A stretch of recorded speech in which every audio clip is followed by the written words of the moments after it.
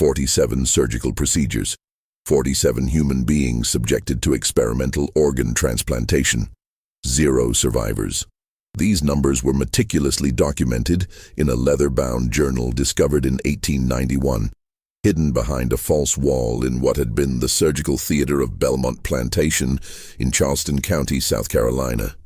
The journal detailed something that defied medical understanding of its time: systematic attempts to transplant animal organs into human subjects between 1847 and 1851.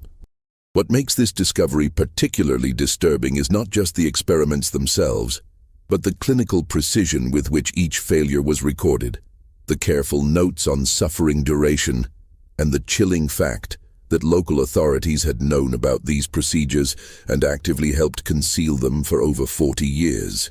Before we continue with the story of Dr. Silas Thornwell and the surgical wing that was ordered, burned to the ground by the state legislature in 1852, I need you to do something. If this type of dark historical mystery interests you, subscribe to this channel and hit the notification bell. And I'm curious, leave a comment telling me what state or city you're watching from. Now, let's uncover what really happened in that plantation surgical theater and why 47 people never left it alive.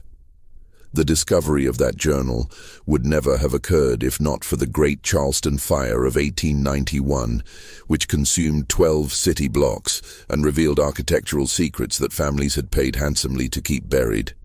But to understand the horror documented in those pages, we need to travel back 44 years to a South Carolina that existed in the shadow of profound contradictions. Charleston in 1847 was a city of remarkable contrasts. Its cobblestone streets hosted some of the finest medical minds in the country, graduates of European universities who had returned to establish practices that rivaled those of Boston and Philadelphia. The Medical Society of South Carolina, founded in 1789, had built a reputation for surgical innovation that drew students from across the nation. Yet this same city's economy rested entirely upon the enslavement of human beings, creating a peculiar intersection of scientific advancement and profound moral darkness. Dr. Silas Thornwell arrived in Charleston in early 1846, presenting credentials from the University of Edinburgh and letters of introduction from physicians in London. He was 34 years old, unmarried, and possessed of a singular obsession that he initially kept well hidden. Contemporary accounts describe him as unremarkable in appearance: average height, brown hair beginning to thin, hands that were noted for their steadiness. What set him apart was his intensity. Several Charleston physicians who met him during his first months in the city later recalled that his conversations always circled back to a single topic: the theoretical possibility of replacing diseased human organs with healthy ones. The concept wasn't entirely unknown. European surgeons had experimented with blood transfusions from animals to humans as early as the 1660s, with universally fatal results that had led to the practice being banned. Organ transplantation existed only as wild speculation, the stuff of philosophical debates in medical societies, not serious scientific pursuit. The human body's rejection of foreign tissue wasn't understood. That knowledge lay decades in the future. What Thornwell proposed in those early Charleston conversations seemed less like science and more like the ravings of Gothic literature. But Thornwell had something most experimental surgeons lacked: significant personal wealth inherited from textile manufacturing, and a willingness to use that wealth in ways that would have horrified his Presbyterian minister father back in Connecticut. Within 6 months of his arrival, he had purchased Belmont Plantation, a struggling rice operation 15 miles northwest of Charleston. The plantation came with 42 enslaved people, a main house in disrepair, and several outbuildings that included a former overseer's cottage that Thornwell would transform into something unprecedented. The enslaved community at Belmont had already endured significant hardship under the previous owner, a gambler named Harrison Calhoun, who had drunk himself to death and left the property mortgaged beyond its value. Thornwell's arrival initially seemed like a potential improvement. He announced he had no interest in rice cultivation and would be converting the plantation to what he called a private medical facility. The fieldwork would be minimal, he explained through his newly hired overseer, a thick-necked man named Virgil Rayburn. Instead, the enslaved people would maintain the grounds, the buildings, and support his medical research. What that research would entail, he did not specify. Thornwell spent the latter months of 1846 renovating the overseer's cottage. He had the building stripped to its frame and rebuilt according to specifications he drew himself. Large windows were installed on the north side to provide optimal light. The interior was divided into 3 rooms, a surgical theater in the center, a recovery room on one side, and on the other, what his construction workers noted with unease, appeared to be a series of large animal pens with drainage channels carved into the floor. Local craftsmen who worked on the project later reported disturbing details. The surgical theater was fitted with iron restraint points embedded in both the ceiling beams and the floor. A large table was constructed from white oak and fitted with leather straps at 6 points. The recovery room contained 8 narrow beds, also equipped with restraints. When one carpenter asked why a medical facility needed so many restraints, Thornwell replied that he would be treating patients who might thrash during fever dreams and injure themselves. The answer was accepted because the alternative, imagining the true purpose, was simply too horrific for decent people to consider. The animal pens puzzled the workers even more. Why would a medical facility need such sturdy enclosures? Thornwell explained he would be studying animal anatomy to better understand human disease. He ordered the construction of a covered walkway connecting the animal housing to the surgical theater, with doors at each end that could be barred from outside. The design allowed for livestock to be moved directly into the surgical space without being seen from the main grounds. By January 1847, construction was complete. Thornwell began acquiring animals, not just chickens or pigs for routine study, but expensive specimens. He purchased 2 young hogs at premium prices, selecting them for their size and health. He acquired 3 sheep from a breeder in Virginia who specialized in large rams. Most notably, he paid an extraordinary sum for a young chimpanzee that had been brought to Charleston by a merchant sailor. The creature's fate would prove particularly significant, though not in ways anyone anticipated. Thornwell's activities might have attracted more scrutiny, except that he cultivated relationships carefully. He donated generously to the Medical Society of South Carolina. He attended church services, though those who sat near him noticed he never sang the hymns, only moved his lips silently. He hosted small dinners for local physicians, during which he spoke eloquently about advancing medical knowledge for the benefit of all humanity. He never mentioned what specific research he was conducting, and the polite society of Charleston didn't press him for details. The enslaved community at Belmont, however, had a much clearer view of what was developing. They watched the construction with growing dread. They heard the animals in their pens, the sounds carrying across the grounds at night. They noticed that Thornwell took his meals alone and often worked through the night, lamplight visible in the surgical theater until dawn. And they noticed something else. Thornwell had begun making notations in a journal he carried everywhere, observing them with an attention that felt less medical and more like a butcher examining livestock. One person saw the danger more clearly than others. Her name was Dinah, and she was 42 years old that winter. She had been born on the plantation and served as the community's healer, treating illnesses with herbs and knowledge passed down from her mother and grandmother. Dinah had survived 25 years under Harrison Calhoun's brutal management by being invisible when necessary and indispensable when called upon. She understood white people in a way that came from necessity, reading their moods, their intentions, the subtle signs that preceded violence. What she read in Silas Thornwell terrified her. "That man got death in his eyes," she told her daughter Clara one February evening, her voice low as they prepared cornmeal in the cooking house. "I seen men who take pleasure in cruelty. I seen men who kill without thinking, but this one different. He looked at us like we already dead, just waiting for him to write it down in that book of his. Clara, 20 years old and pregnant with her first child, squeezed her mother's hand. "We just got to stay clear of him, Mama. Do our work, keep our heads down." "Can't stay clear of a man who owns you," Dinah replied, her eyes distant. "And he planning something. Building that place with all them straps and chains, bringing in all them animals. A doctor don't need animal pens right next to where he treats people. Unless—" She didn't finish the thought, but Clara understood the implication. Dinah's fears would prove tragically prescient. On February 18, 1847, Thornwell summoned Virgil Rayburn to his study and provided him with a list of specific requirements.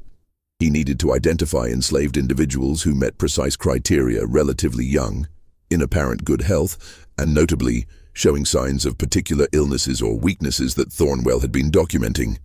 The list was specific in a way that chilled Rayburn, though as a man whose living came from overseeing human property, he had learned to quiet his conscience years ago. The first name on the list was a man named Augustus, 31 years old, who had developed a persistent cough that winter. Thornwell's notes indicated possible lung disease, though Augustus was still working full days and showed no signs of severe illness. The second was a woman named Pearl, 26, who Thornwell had observed struggling with what he diagnosed as a weak heart. She occasionally experienced palpitations and shortness of breath during exertion. "I'll need them moved to the recovery room in the medical building," Thornwell instructed. "Tell them they're being treated for their ailments. Free treatment, superior to anything they'd receive elsewhere. Make it sound like good fortune." Rayburn shifted uncomfortably, and if they don't want to go, Thornwell's expression didn't change. "Mr. Rayburn, I don't believe I need to explain to you how authority works on a plantation. They'll go because I've decided they'll go. The choice isn't theirs to make." The conversation represented a crucial moment, one that would be documented years later in testimony Rayburn provided to investigators. He claimed he didn't know what Thornwell planned. He insisted he believed the doctor genuinely intended to treat sick slaves, perhaps experimenting with new medicines, but nothing worse. Whether this was true or a convenient lie to avoid criminal charges, we'll never know with certainty. What we do know is that Rayburn followed his orders, and on February 20th, 1847, Augustus and Pearl were escorted to the medical building. They never returned to the quarters. The first experiment began on the evening of February 20th, 1847, after Thornwell had spent the day in preparation that was meticulous to the point of ritual. He had reviewed his anatomical texts, sharpened his surgical instruments, and made extensive notes about his theoretical approach.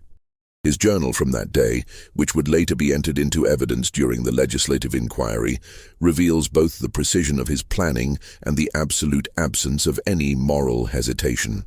Subject 1 male, approximately 31 years, showing progressive respiratory decline, he wrote in a neat, steady hand.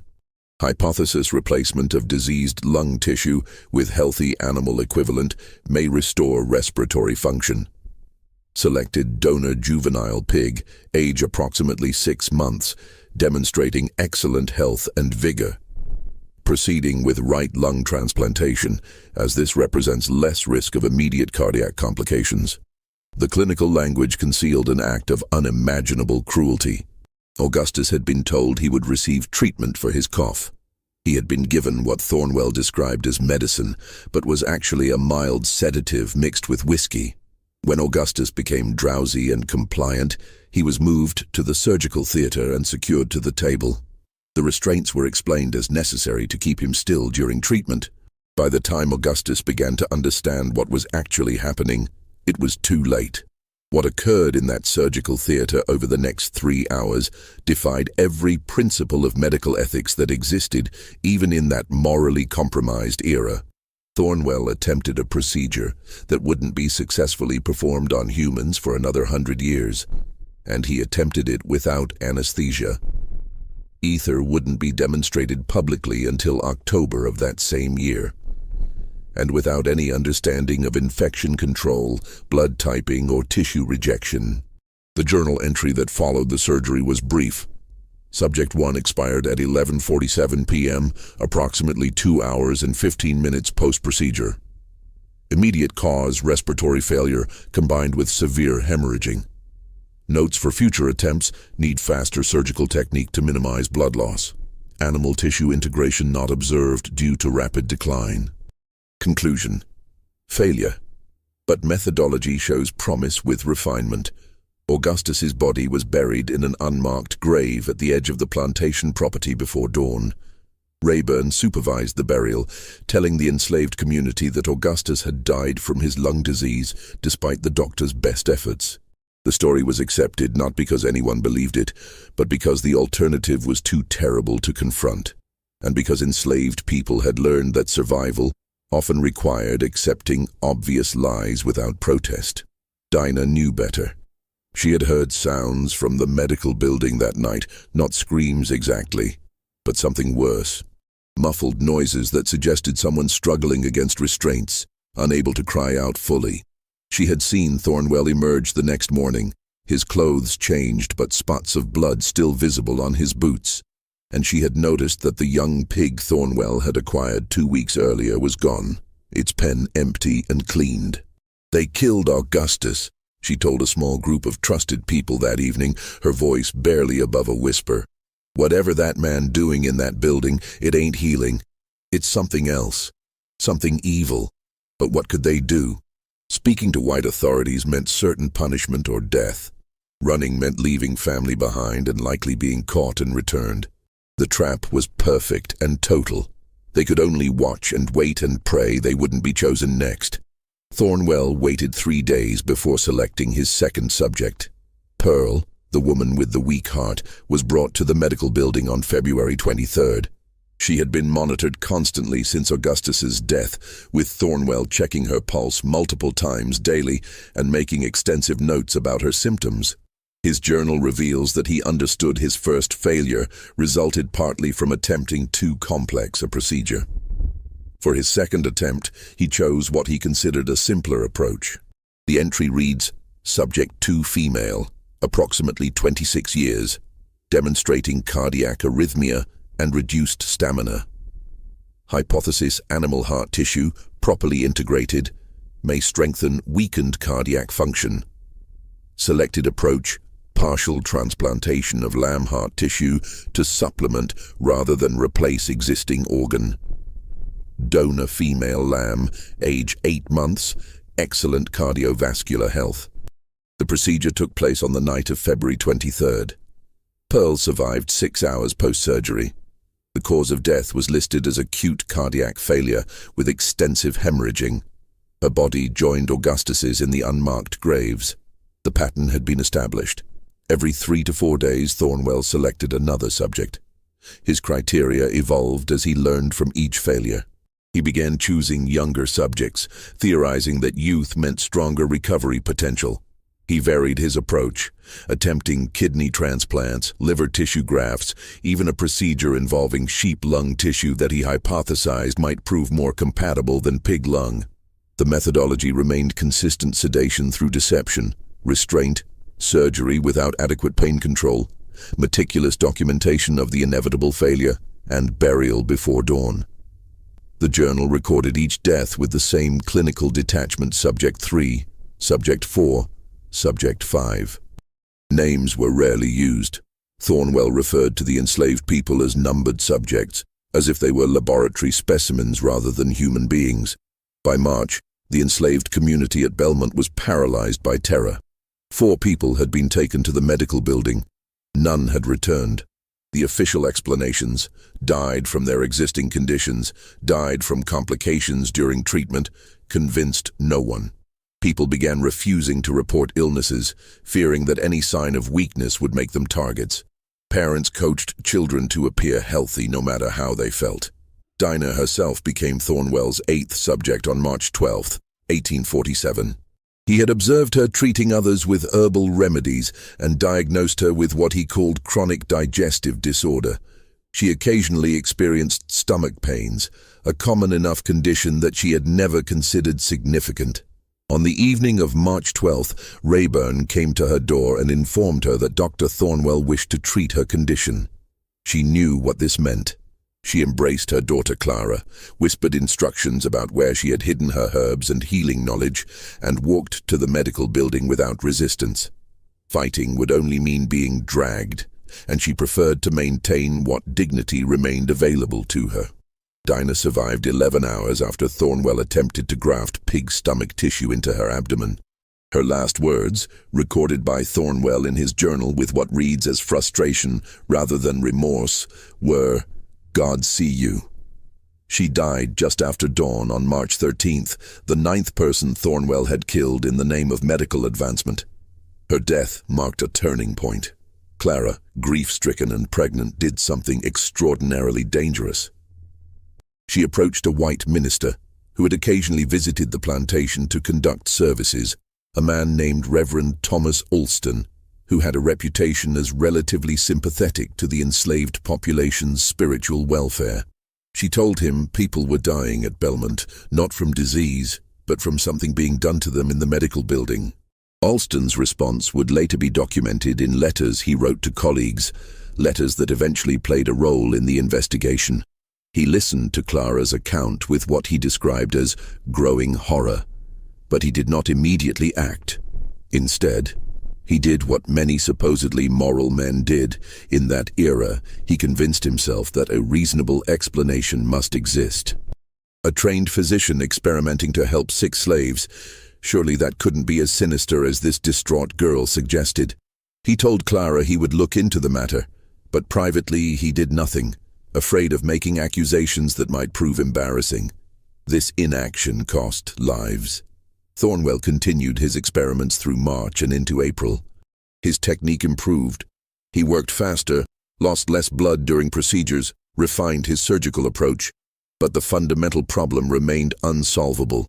With 1847 medical knowledge, the human body rejected foreign tissue. Every subject died, most within hours, a few lasting as long as 2 days before succumbing to infection, blood loss, or organ failure. By late April 1847, Thornwell had killed 19 people. The plantation's enslaved population had declined from 42 to 23, a loss too significant to hide completely. Questions began circulating in Charleston. Why had Belmont experienced such dramatic mortality? Plantations certainly saw death, disease, injury, childbirth complications, but 19 deaths in 2 months was extraordinary even by the standards of that brutal institution. The questions reached the local medical society, where Thornwell's colleagues began asking what exactly he was researching at his private facility. He deflected with vague references to experimental treatments for pulmonary and cardiac diseases, to the difficulty of treating seriously ill patients, to the unfortunate reality that medicine sometimes failed despite best efforts. His reputation as a trained physician from Edinburgh carried weight, and his generous donations to the Medical Society's library fund encouraged colleagues to accept his explanations without probing too deeply. But not everyone was satisfied. Dr. Edmund Whitlock, a Charleston physician who specialized in treating the enslaved population and who had developed misgivings about Thornwell's character during their brief interactions, began asking pointed questions. What specific treatments was Thornwell attempting? Why were the mortality rates so extreme? Could he visit Belmont and observe the medical facility? Thornwell refused the visit, citing patient confidentiality and proprietary medical research he wasn't ready to share. This refusal troubled Whitlock, but it didn't legally prevent Thornwell from continuing. South Carolina law provided no protection for enslaved people against medical experimentation. They were classified as property, and property owners could do as they wished with their possessions. This legal reality meant that even physicians who suspected something wrong had no mechanism for intervention. Meanwhile, the remaining people at Belmont lived in constant fear. They watched as Thornwell made his rounds, his journal always in hand, observing them with that clinical detachment that had become so familiar and so terrifying. They knew that any sign of illness, any complaint of pain, any visible weakness might result in selection. Some deliberately injured themselves in ways that would make them unsuitable for surgery. broken fingers, gashed arms, reasoning that a damaged subject would be less valuable than an intact one. Others prayed silently, hoping God might intervene where no human would. Clara gave birth to a daughter on May 3, 1847, delivering the baby with assistance from other women in the quarters, terrified that if she sought help from Thornwell, he would use childbirth complications as an excuse for experimentation. She named the baby Dinah, after the grandmother who had died trying to protect others. The birth gave her a renewed determination to survive, but it also deepened her despair. She was bringing a child into a place where death prowled systematically, dressed in the clothes of a physician. Thornwell's journal from early May reveals a troubling evolution in his thinking. After 19 failures, he began to theorize that the problem wasn't his surgical technique, which had indeed improved dramatically, but rather what he called the quality of the subjects. He wrote, "Reflection on recent failures suggests that subjects weakened by poor diet, inadequate housing, and manual labor may lack the constitutional strength to survive transplantation. Future experiments should utilize subjects in peak physical condition with no prior health complaints to eliminate variables related to pre-existing weakness." This represented a horrifying shift. Previously, Thornwell had justified his experiments by claiming to treat sick individuals. Now he was planning to operate on healthy people, removing that already thin rationalization. He began observing the healthiest individuals at Belmont with renewed interest. On May 14, 1847, he selected a young man named Benjamin, 23 years old, who had never reported illness and who worked as a carpenter maintaining plantation buildings. Benjamin was strong, alert, and showed no health problems whatsoever. His only misfortune was possessing the perfect health Thornwell now wanted to test. The surgery took place on May 15th. Thornwell attempted a kidney transplant using tissue from a young ram, hypothesizing that kidney function might prove less complex than cardiac or pulmonary systems. Benjamin survived 4 days, longer than most subjects, before dying from what the journal recorded as acute renal failure and systemic infection. He was the 20th victim.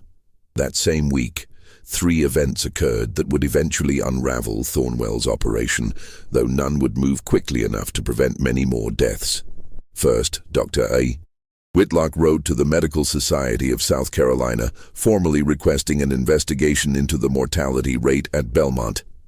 His letter was carefully worded to avoid direct accusations, but it raised questions about whether Thornwell might be attempting overly aggressive experimental treatments without proper medical justification.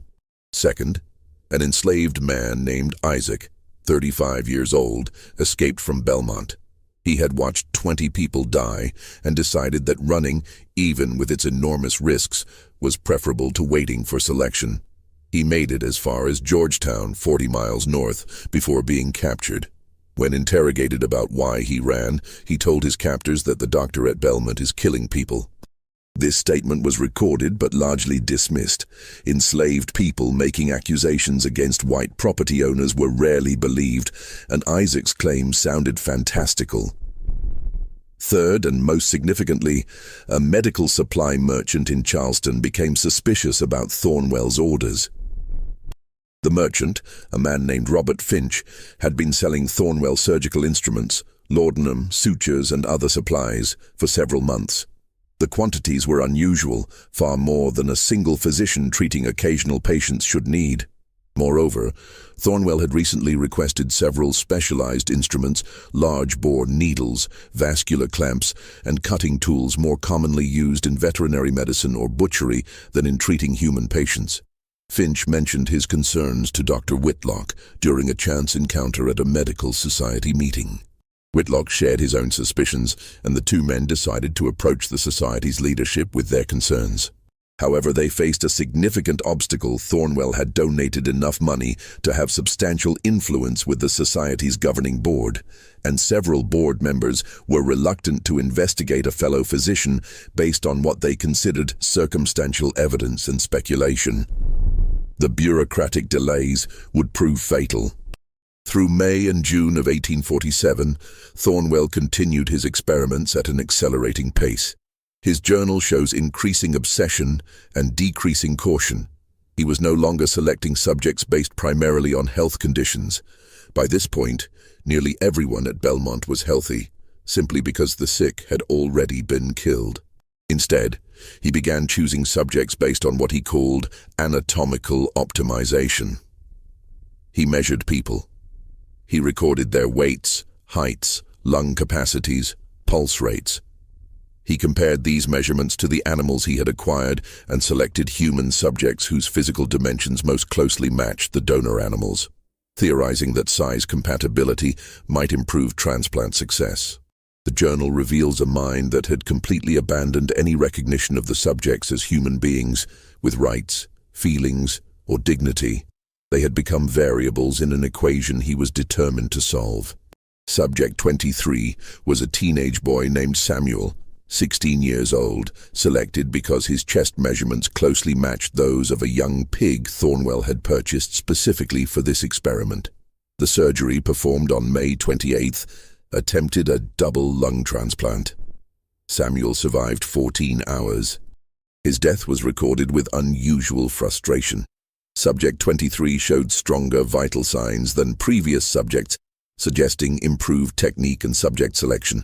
Premature failure disappointing. Possible cause inadequate vascular connections. Future attempts should focus on more precise arterial grafting. The remaining people at Belmont, now fewer than 20, had passed beyond fear into a kind of numb horror. They worked mechanically, spoke little, and avoided Thornwell's gaze whenever possible. Parents held their children close at night, knowing that youth offered no protection. Elders offered what comfort they could, but traditional sources of solace, faith in eventual freedom, hope for better circumstances, had been ground away by the relentless, systematic killing. Clara, now caring for her infant daughter, found herself chosen on June 8th.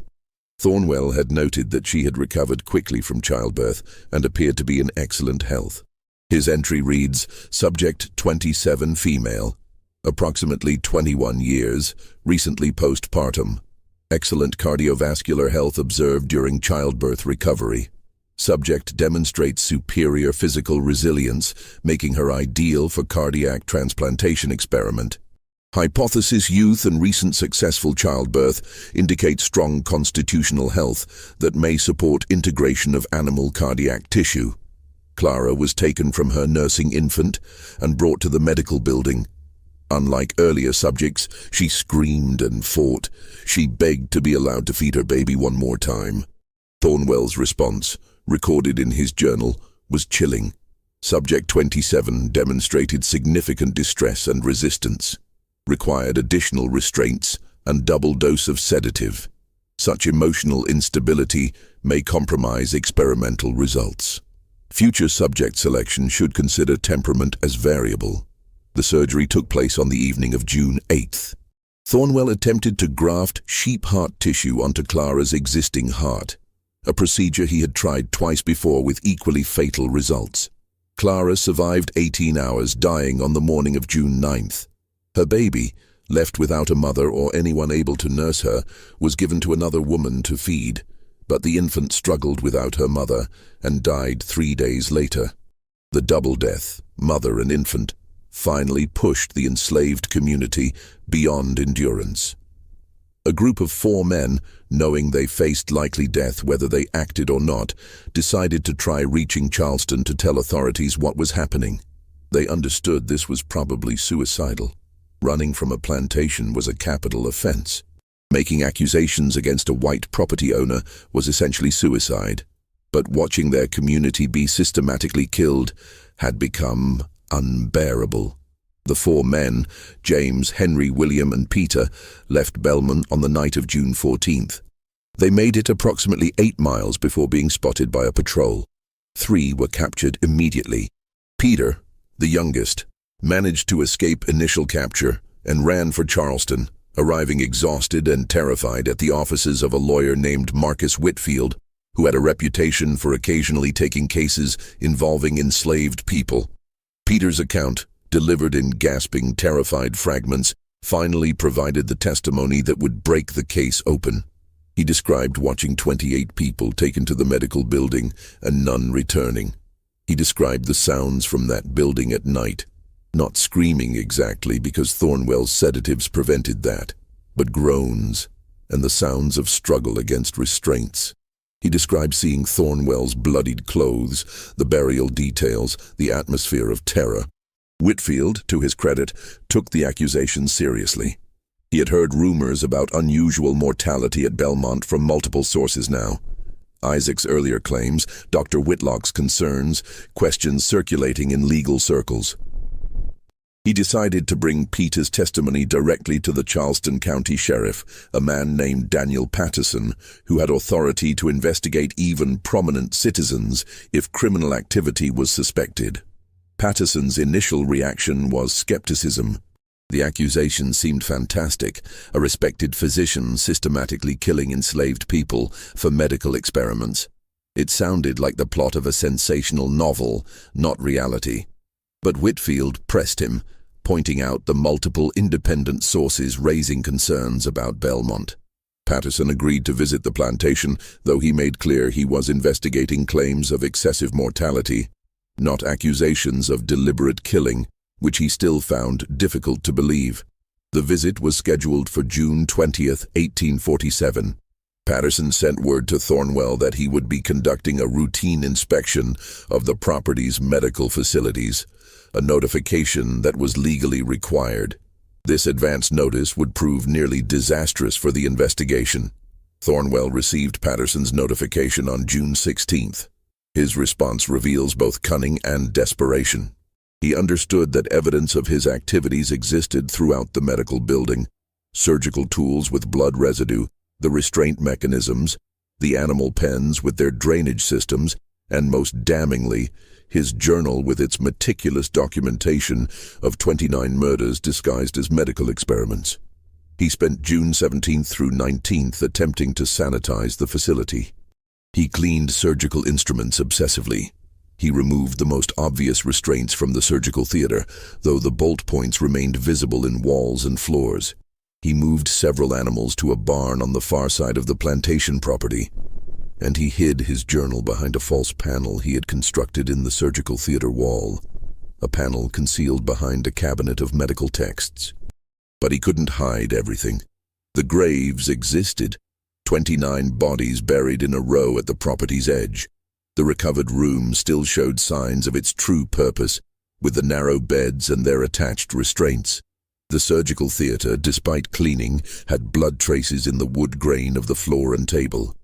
And most significantly, 16 surviving enslaved people remained as living witnesses to what they had experienced.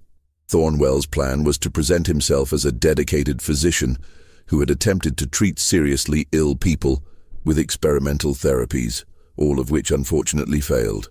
High mortality rates were tragic but not criminal.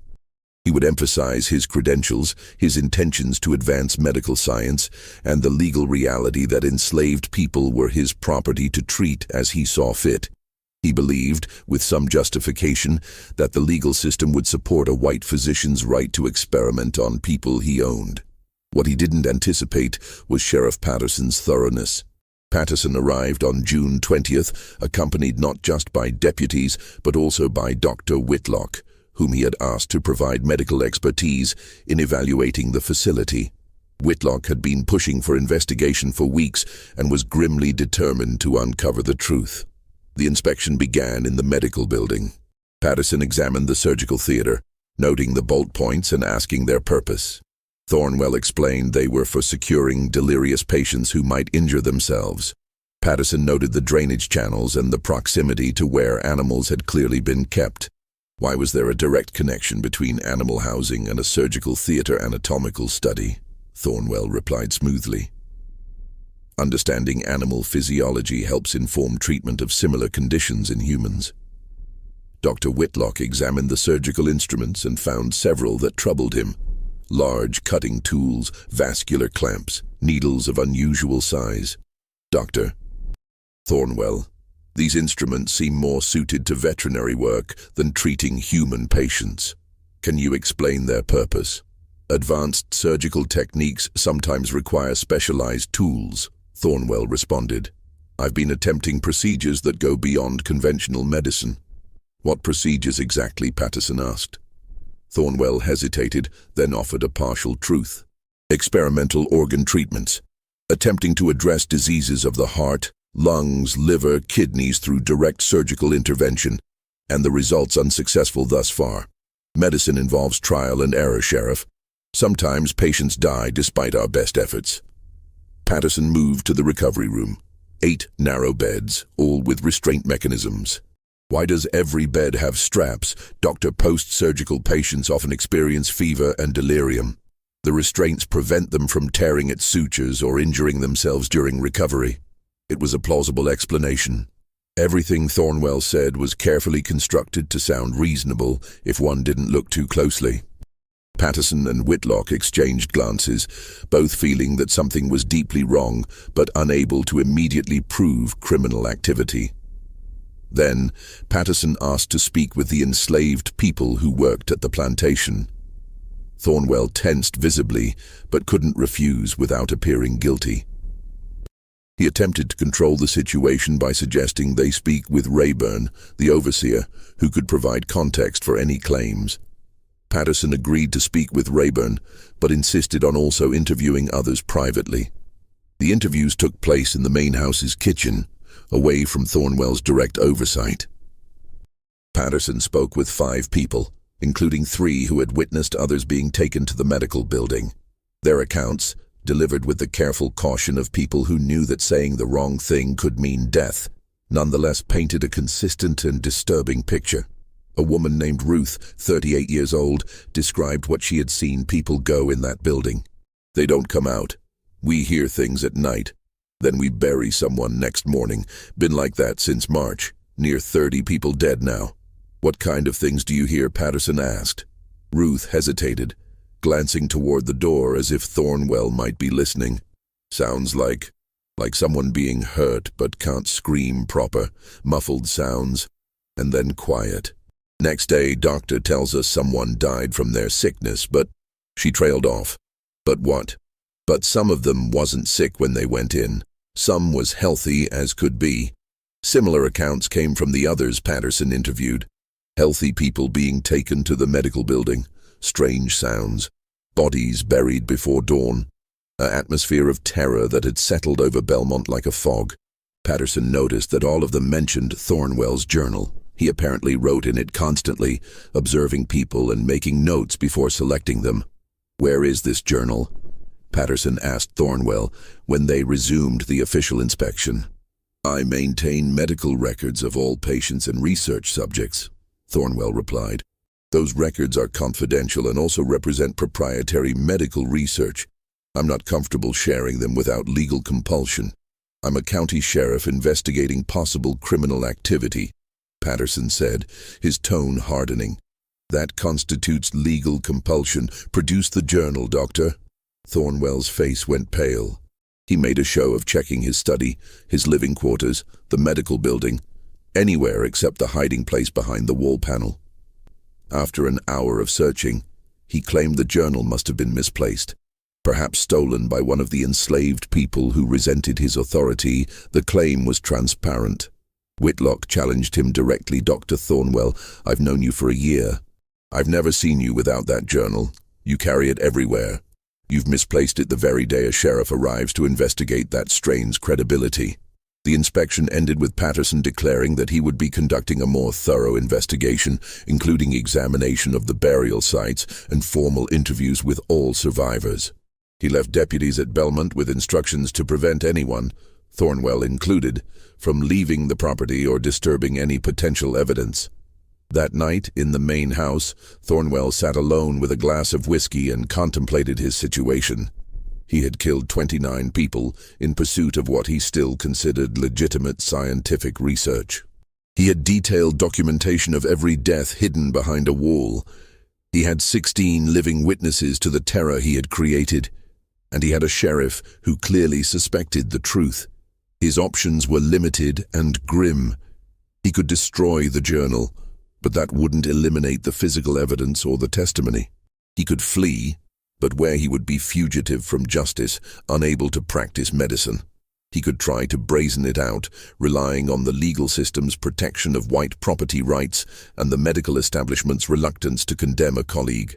Or he could do what part of him had perhaps always known he would do, ensure that the full truth of his work was preserved for future medical understanding.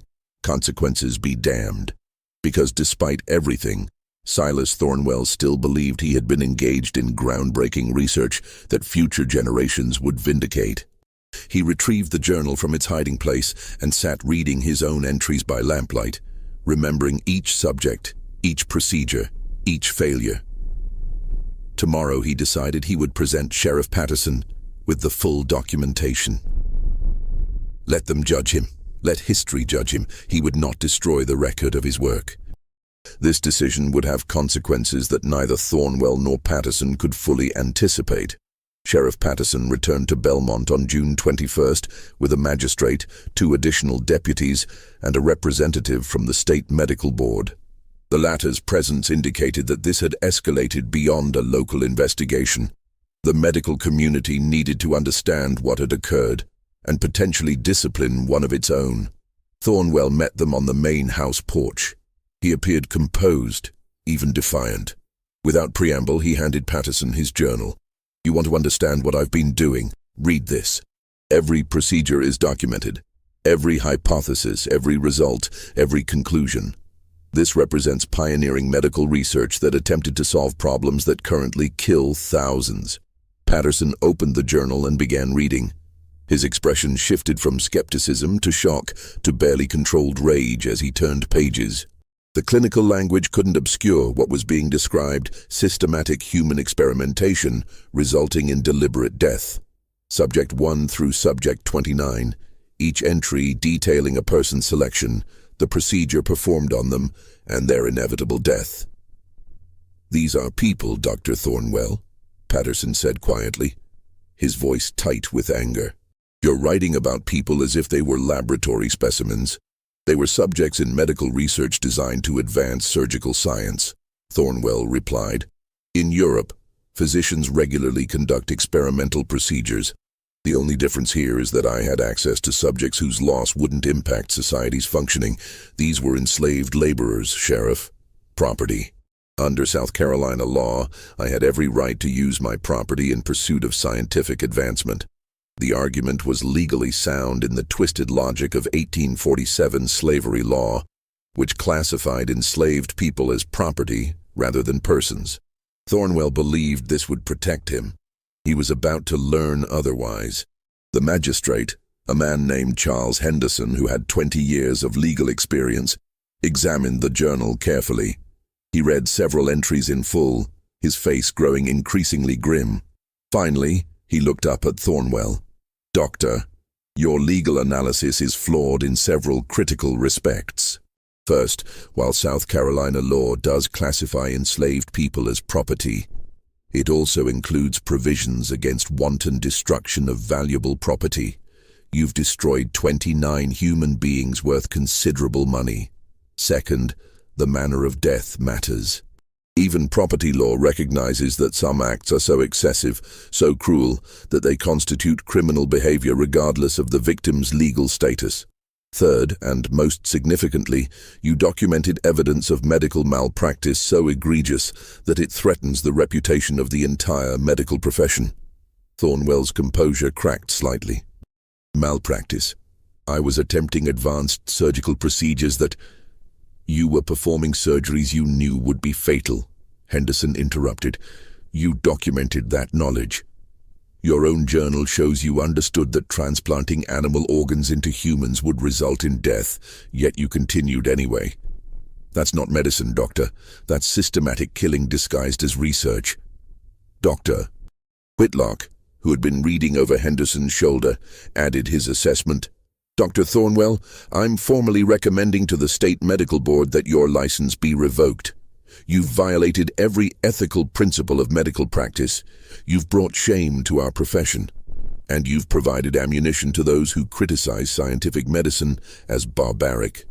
The damage you've done extends far beyond your victims. Patterson made the arrest official. Silas Thornwell, you're charged with destruction of property, criminal malpractice, and gross cruelty. You'll be held pending trial. The charges were revealing in their limitations. In 1847, South Carolina, killing enslaved people wasn't automatically murder under the law. The charges had to be framed around property destruction and professional misconduct, not the moral reality that Thornwell had committed serial murder.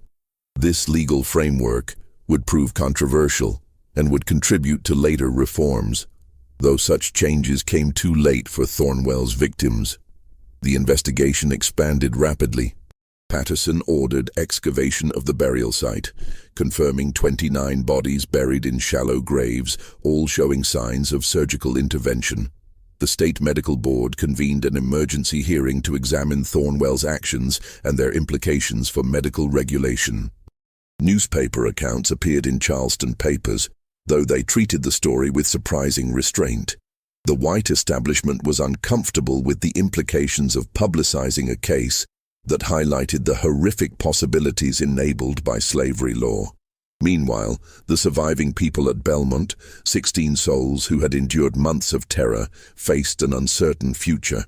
Thornwell's arrest meant the plantation would be liquidated to cover legal costs and compensate whoever the court determined had standing. In practical terms, the survivors would likely be sold to new owners, scattered across the state. The trauma they had experienced would go unacknowledged, untreated, and largely undocumented beyond brief statements in court records. One significant question remained: what would happen to Thornwell's journal? It represented unprecedented documentation of medical crimes, but it also contained detailed surgical notes that some physicians argued had scientific value. Several members of the medical board wanted the journal preserved as evidence of what not to do, a cautionary tale for future medical students. Others wanted it destroyed entirely, fearing it would inspire similar experiments or provide a how-to guide for monstrous behavior. The trial began on August 12, 1847, in Charleston County Court. Thornwell was defended by a lawyer named Simon Fletcher, who pursued a defense strategy that was both clever and morally repulsive. He argued that while Thornwell's experiments had been unsuccessful and perhaps excessive, they didn't constitute crimes under existing law. Enslaved people were property, medical experimentation was a recognized practice, and tragic outcomes didn't equal criminal intent. The prosecution, led by District Attorney Robert Simmons, had to navigate the restrictive legal framework of slavery law while still securing conviction. He focused on property destruction, proving that Thornwell had intentionally wasted valuable property through experiments he knew would fail. He emphasized the systematic nature of the killings and Thornwell's own documentation, showing he understood the procedures were fatal. The key moment came when several survivors testified. Ruth, the woman who had spoken to Sheriff Patterson during the initial investigation, described watching her community be methodically destroyed. She spoke about Thornwell's journal, how he would observe people and write notes before selecting his next subject, like a hunter choosing prey. He'd watch us work, she testified, write things in that book. Then, couple days later, he'd send Mr. Rayburn to fetch whoever he'd been watching. That person go to the medical building, we'd hear sounds at night. By morning, they'd be dead. Happened 29 times. We couldn't stop it. Couldn't run, couldn't hide, just wait and pray he didn't pick us next. Her testimony, delivered in the careful, measured tone of someone who understood that displaying too much emotion could be used against her, was nonetheless devastating. The jury, composed entirely of white property owners who generally supported slavery, appeared visibly uncomfortable. Even within the moral framework of 1847 South Carolina, there were limits to acceptable behavior, and Thornwell had exceeded them. The defense tried to discredit the survivors' testimony by suggesting they were unreliable witnesses who resented their owner and were fabricating claims. This strategy backfired when the prosecution introduced Thornwell's journal, which corroborated every detail the survivors had described. The journal was Thornwell's undoing. His compulsion to document his work provided irrefutable evidence of systematic killing. The trial lasted 6 days. On August 18, 1847, the jury returned a guilty verdict on all charges. The judge, a man named William Rutledge, delivered a sentence that reflected both outrage at Thornwell's actions and the legal limitations of the era. "Dr. Thornwell," Rutledge said, "you have committed acts that shock the conscience of this community. You have perverted medical science into an instrument of systematic killing. You have violated the trust placed in physicians and brought disgrace upon your profession. While the law limits the charges I can apply, given the legal status of your victims, I can still impose the maximum penalties available. You are hereby sentenced to 15 years of hard labor in the state penitentiary, a fine of $5,000, and permanent revocation of your medical license. 15 years for 29 murders." The sentence reflected the brutal reality that enslaved people's lives had minimal legal value. Thornwell would serve only 11 years before being released due to declining health in 1858. He died in 1862, living long enough to see the Civil War begin, but not its conclusion or the end of slavery that would have fundamentally invalidated his legal defense. The Belmont plantation was sold at auction in September 1847. The 16 survivors were sold to different owners across South Carolina, as was standard practice when plantations were liquidated. There is no evidence that anyone considered keeping them together or acknowledging their trauma. They simply became part of other labor forces, expected to continue working as if the previous 6 months hadn't occurred. Thornwell's journal became the subject of intense debate. The state medical board ultimately decided to preserve it under seal, arguing it represented important evidence of medical ethics violations that future doctors should study. The journal was placed in the Medical Society of South Carolina's archives, with restrictions that it could only be viewed by licensed physicians for educational purposes. This decision had an unintended consequence. In 1852, a medical student named Walter Harris violated the access restrictions and made copies of several journal entries. Harris, who opposed slavery on moral grounds, provided these copies to abolitionist newspapers in the North. The excerpts were published with outraged commentary about the horrors that slavery enabled. Southern medical societies reacted furiously to this publication, viewing it as Northern propaganda designed to attack the South's institutions. The Medical Society of South Carolina responded by ordering Thornwell's journal destroyed to prevent further excerpts from being published. On March 7, 1852, the journal was officially burned in the presence of the Society's board of directors. Or so everyone believed. What actually happened was that Dr. Edmund Whitlock, who had been instrumental in investigating Thornwell and who recognized the historical importance of preserving evidence of this atrocity, secretly replaced the journal with a dummy volume before the burning. He hid the real journal in his home, intending eventually to donate it to a historical archive once enough time had passed for passions to cool. Whitlock died in 1869, and his heirs, not knowing the journal's significance, placed his papers and possessions in storage in what had been his surgical practice. When the building was converted into apartments in 1875, Whitlock's storage was moved to a false-walled compartment in what had been his surgical theater. The journal remained hidden there, forgotten, for 16 years. The Great Charleston Fire of 1891 destroyed the building, but not its brick structural walls. When the ruins were being cleared for rebuilding, workers discovered the hidden compartment and Whitlock's stored papers, including Thornwell's journal. The discovery made newspapers, reopening old wounds and old debates. By 1891, the world had changed dramatically. Slavery had been abolished. Medical ethics had evolved, with the Hippocratic Oath being taken more seriously and the first medical ethics codes being established. Thornwell's experiments were viewed not through the lens of property law, but as straightforward murder disguised as science. A legislative inquiry was convened to examine what had occurred at Belmont and how such atrocities had been legally permitted.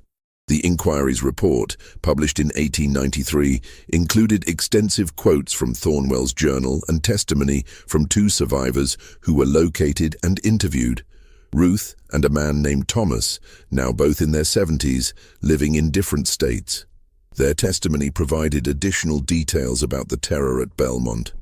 Ruth described the atmosphere of fear, the way people stopped reporting illness because it made them targets, the way families clung together knowing separation was coming. Thomas described watching Thornwell write in his journal the clinical way he would observe people's breathing or pulse, the selection process that felt like being chosen for death. The inquiry's conclusions were damning not just of Thornwell, but of the system that had enabled him. The report stated, "The tragedy at Belmont represents not merely one man's moral failure, but a systemic failure of law, ethics, and human decency." Dr. Thornwell's crimes were facilitated by legal structures that classified human beings as property, by professional societies that prioritized reputation over accountability, and by a society that valued scientific advancement without considering the human cost.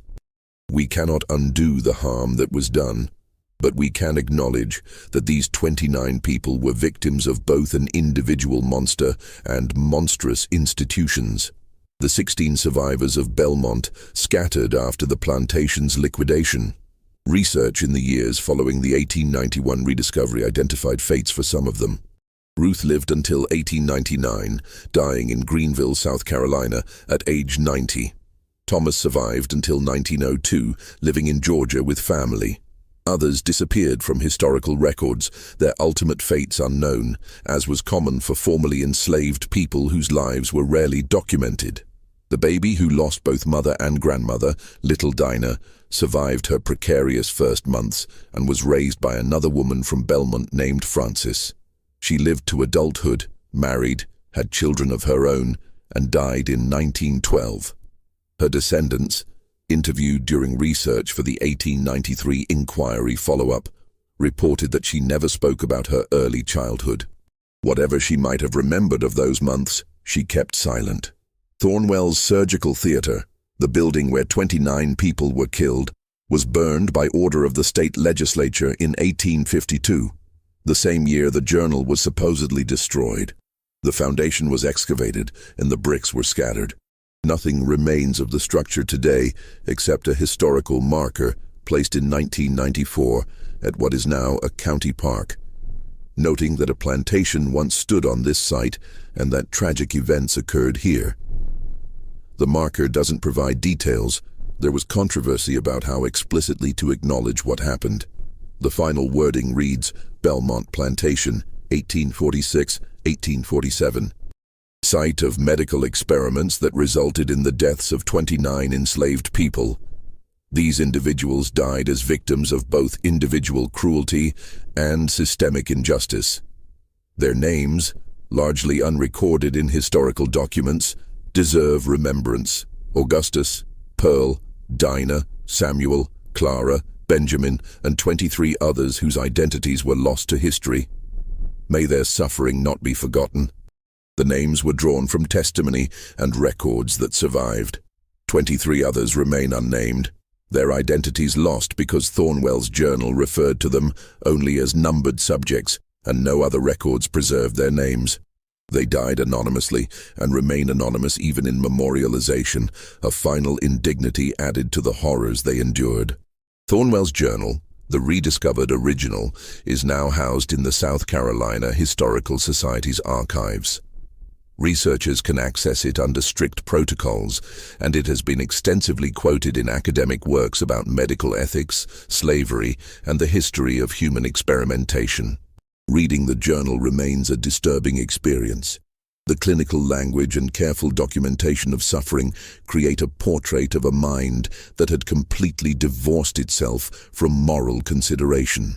Several medical historians have noted that Thornwell's experiments, horrific as they were, ironically contributed nothing to medical advancement. Every procedure he attempted was doomed to failure because transplant medicine requires understanding of immunology, blood typing, and tissue rejection, knowledge that wouldn't be developed for another 100 years. His victims died for nothing, not even for knowledge that might help others. The story of Belmont raises uncomfortable questions that extend beyond Thornwell's individual crimes. How many similar cases occurred that were never discovered? How much suffering was enabled by legal structures that denied humanity to enslaved people? What responsibility do medical professionals have to refuse participation in unjust systems, even when such systems are legally sanctioned? These questions don't have easy answers, but they matter. The 29 people who died at Belmont deserve to be treated as human beings with inherent dignity and worth. Instead, they were treated as experimental subjects in a grotesque pursuit of medical advancement. Their deaths serve as a reminder of what can happen when scientific ambition divorces itself from moral consideration, and when legal systems fail to recognize the humanity of all people. The survivors of Belmont carried their trauma silently, having no real avenue to process or discuss what they had experienced. They lived with nightmares, with grief for lost family members and friends, with the memory of months spent waiting to be selected for death.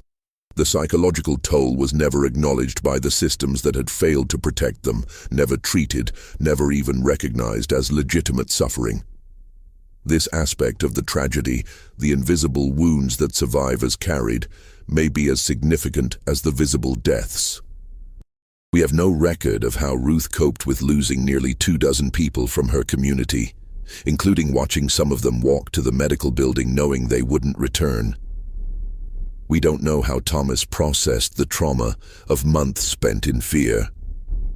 We don't know how baby Dinah was affected by losing her mother and grandmother in her first weeks of life.